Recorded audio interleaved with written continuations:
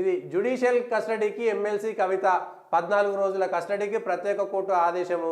ఢిల్లీ మద్యం పాలసీ స్కామ్లో తమది కీలక పాత్ర ఈడీ.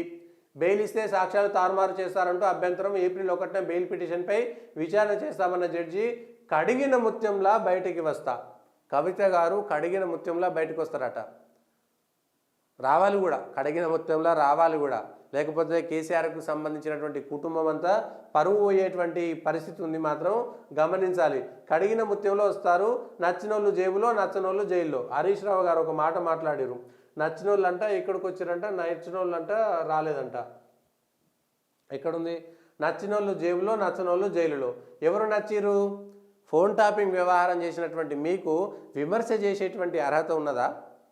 టీఆర్ఎస్ పార్టీలు ఎవరైనా ఈ ఫోన్ ట్యాపింగ్ వ్యవహారం పైన టీఆర్ఎస్ పార్టీ వాళ్ళు ఇప్పటిదాకా ఎందుకు ప్రతిస్పందించట్లేదు? ఎందుకు మాట్లాడతలేరు? మేము ట్యాపింగ్ చేయలేదనేటువంటి మాట ఎందుకు మాట్లాడతలేరు? అధికారులే చేశారా? ఇప్పుడు ప్రభాకర్ రావు ఇది ఈ విషయంలో కూడా నచ్చినోళ్ళు జైలు. మరి అట్లయితే నచ్చిన వాళ్ళు అందరూ దేశం మొత్తం జైల్లో ఉండాలి కదా. భారతీయ జనతా పార్టీకి వ్యతిరేకంగా పనిచేసిన అందరూ జైల్లో ఉండాలి కదా. పోనీ నచ్చనోళ్ళు అంటే ఇప్పుడు హరీష్ రావు నచ్చిండా? కవిత ఒక్కటే నచ్చలేదా? బీఆర్ఎస్ పార్టీలో కవిత జైలు పోయింది కదా. సో హరీష్ రావు నచ్చిండు బీజేపీకి, కేసీఆర్ నచ్చిండు బీజేపీకి, కేటీఆర్ నచ్చిండు, సంతోష్ రావు నచ్చిండా? కేవలం కవిత ఒక్క ఆమె మాత్రమే భారతీయ జనతా పార్టీకి నచ్చలేదు. ఆమె మీద మాత్రమే లిక్కర్ కేసు పెట్టారు. అంటే భారతీయ జనతా పార్టీ నాయకులే ఉసిగొల్పి కవిత గారు మీరు వెళ్ళండి, అక్కడ ఆమ్ ఆద్మీ పార్టీతో చేతులు కలిపి డబ్బులు తీసుకోవాలి, లేకపోతే కష్టమవుతుందని భారతీయ జనతా పార్టీ నాయకులు నరేంద్ర మోడీ చెప్పిండా? తప్పులు ఎన్నువారు తన తప్పులు ఎరగరయ్యా, విశ్వదాభిరామ వినురవేమ అంటారు కదా, గట్లనే ఉంది.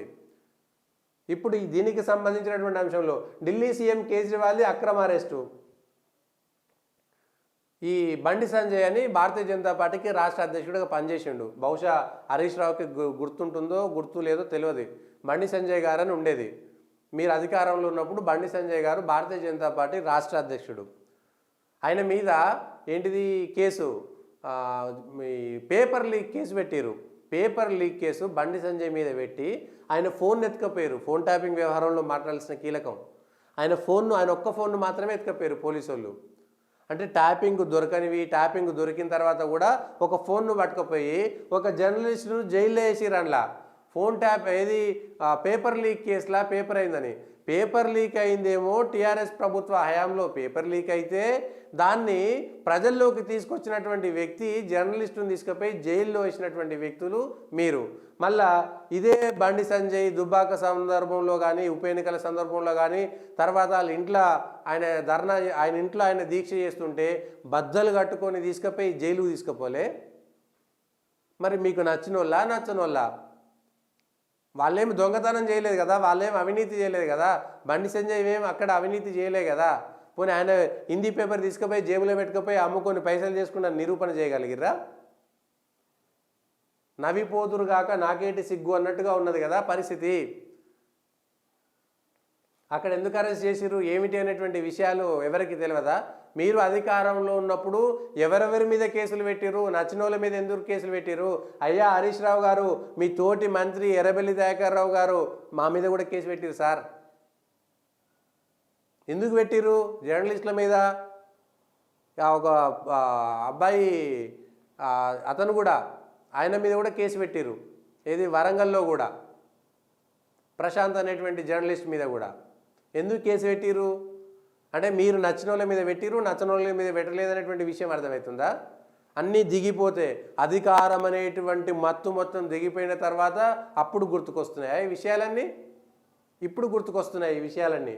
ఢిల్లీ సీఎం కేజ్రీవాల్ అక్రమ అరెస్టు అంటే మేము దోసుక తింటాం, మేము అన్నీ లోపక తాగుతాం, అయిపోతుంది, మేము ఏం చేసినా మీరు మమ్మల్ని పట్టించుకోవద్దు, అదే ఈ విషయమా?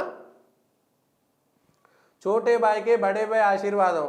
రేవంత్ రెడ్డి మాట్లాడినట్టే ఇదే మిషన్ భగీరథకు సంబంధించి అదే మెదక్ జిల్లాలో నరేంద్ర మోడీ గారు వచ్చి మాట్లాడితే, మోడీ గారు మీ గుండెల్లో మాకు స్థానం ఇస్తే చాలు, మాకు మస్తు పైసలు ఉన్నాయని మాట్లాడింది కేసీఆరే. మరి కేసీఆర్ కూడా చోటే బాయ్ అయినట్టే కదా. అప్పుడు ఇవాళ రేవంత్ రెడ్డిని విమర్శిస్తున్నారు కదా, అప్పుడు కేసీఆర్ కూడా చోటే బాయ్ అయినట్టే కదా, బడే బాయ్ మా నరేంద్ర మోడీ అయితే. అంటే మనకు అనుకూలంగా ఉంటే ఒక రకంగా, మనకు వ్యతిరేకంగా ఉంటే ఒక రకంగా. అయితే కేజ్రీవాల్ను, కవితను కావాలని భారతీయ జనతా పార్టీ మీరు లిక్కర్ స్కామ్ చేయండి అని చెప్తున్నారా? మీరు చేసినటువంటి అరెస్టులు, మీరు పెట్టినటువంటి కేసుల వివరాలు ఒకటి నుంచి ఒకటి ఎన్ని పెడితే తెలుస్తుంది. సిద్దిపేటలో మీరు వేధించినటువంటి వాళ్ళు ఎంతమంది ఉన్నారు?